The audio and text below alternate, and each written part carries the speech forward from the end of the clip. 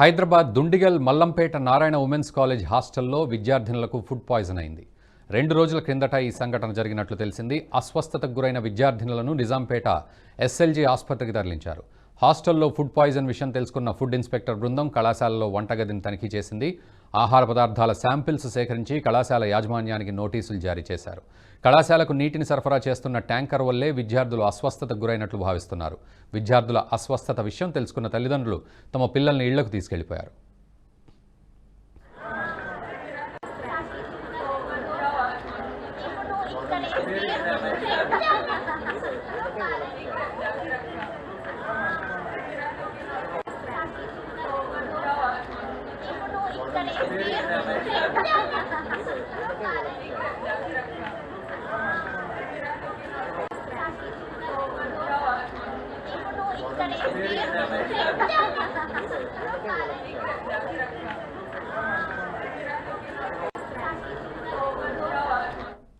ఈ వీడియో మీకు నచ్చినట్టయితే లైక్ చేయండి, 10 మందికి షేర్ చేయండి. అలాగే కామెంట్ల రూపంలో మీ అభిప్రాయాలను మాతో పంచుకోండి. Nationalist hub group of channels ను సబ్స్క్రైబ్ చేసుకుని తెలుగునాట జాతీయవాద జర్నలిజాన్ని ప్రోత్సహించండి. ఈ వీడియో కింద ఉన్న బెల్ ఐకాన్ పై క్లిక్ చేయడం మర్చిపోవద్దు.